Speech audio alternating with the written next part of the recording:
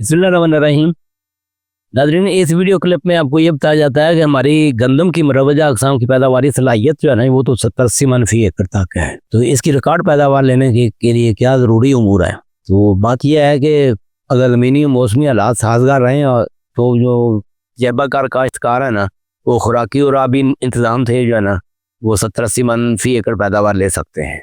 तो इसका तरीका ये है कि 1 से 10 नवंबर के दौरान जो है ना, ये खूब बारीक तैयारशुदा ज़मीन में, हमवारशुदा ज़मीन में जो है ना, अकबर या दिलकश वैरायटी का 55 किलोग्राम बीज। अब वैरायटी भी मैंने अर्ज कर दी है 55 किलोग्राम, 50 के बजाय 55 किलोग्राम जो ना सीड ट्रीटेड जो ना होमरे के साथ जो है ना ज़हर आलूद बीज जो ना आप लें और इसको 9 इंच वाली डेल के बजाय 4.5 ता 6 इंच है, ये नोट करें। ये ख़ास नुकता है, ये ज़्यादा पैदावार के लिए ज़रूरी है कि इसका फासला जो है ना ये कम होना चाहिए।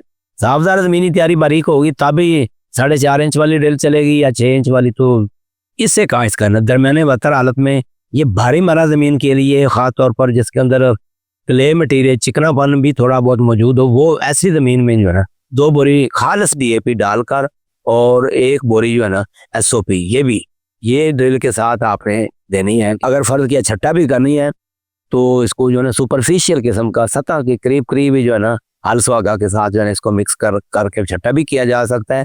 ड्रिल करना ज़्यादा बेहतर है। एक तो ये बात है।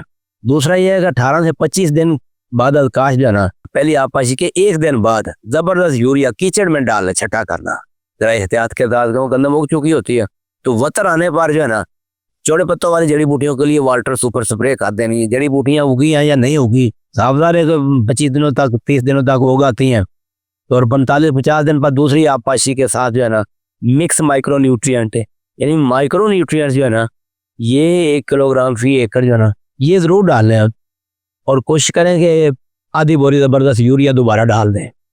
अब ज़बरदस्त यूरिया की बात हो रही तो उसका जिंक है, उसके अंदर 1.5 बोरी टोटल यूरिया की हो गई।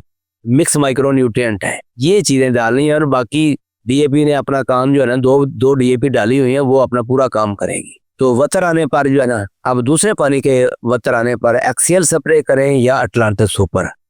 अब अटलांटिस सुपर की तो ज़रूरत इस वजह से नहीं है कि पहले छोटे पत्तों वाली की हुई है, तो अब तो एक्सियल ही बनती है। तो एक्सियल की डोज थोड़ी सी 50 मिलीलीटर फ़ी एकड़ जो है ये थोड़ी ओवर कर लें, क्या अब दुम्बी सिटी अब थोड़ी सी रेजिस्टेंट होना शुरू हो गई है।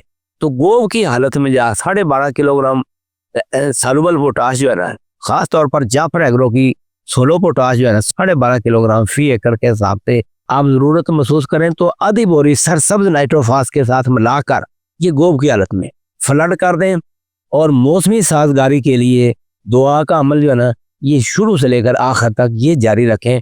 तो पेशगोई की मुताबिकत से जो आपने देखना है कि रस्ट का क्या बनता है, तो नटीवो की स्प्रे जो है ना ये 1 स्प्रे फरवरी के शुरू में बनती है, 1 फरवरी के एंड पे बनती है और दूसरी मरतबा जो है फरवरी के आखिर में स्प्रे कर देंगे ना, तो मैं समझता हूँ कि इतनी सर्विस जब मिल जाए और गंदम खड़ी रहकर पक जाए तो ये 70 से तो क्रॉस करे ही करे, 80 को भी पार कर सकती है।